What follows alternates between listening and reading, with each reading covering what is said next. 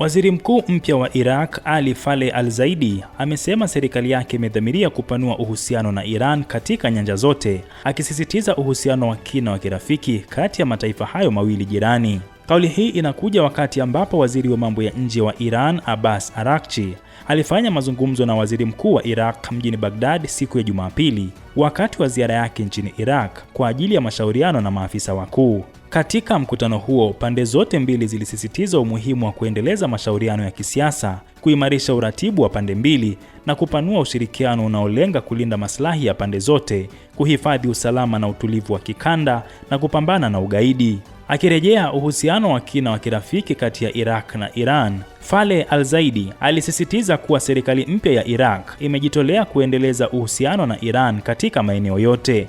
Kwa upande wake, Araghchi alifikisha ujumbe wa pongezi kutoka kwa Rais wa Iran, Masoud Pezeshkian, kuhusu kuundwa kwa serikali mpya ya Iraq na kuthibitisha dhamira ya Tehran ya kuimarisha na kupanua uhusiano na Iraq katika sekta zote. Waziri wa mambo ya nje wa Iran alielezea upanuzi wa ushirikiano kati ya nchi hizo mbili katika nyanja za kisiasa, kiuchumi, kiusalama, kibiashara, kitamaduni na uhusiano kati ya watu kama jambo linalotumikia maslahi ya pamoja ya mataifa yote mawili na kuchangia katika usalama na utulivu imara wa kikanda.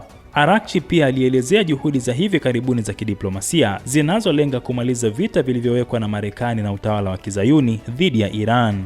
Alisisitiza umuhimu wa nchi zote za kikanda kulinda amani na usalama, hasa kwa kuzuia pande zenye uchokozi kutumia maeneo na vifaa vyao kuzindua mashambulizi haramu dhidi ya Iran.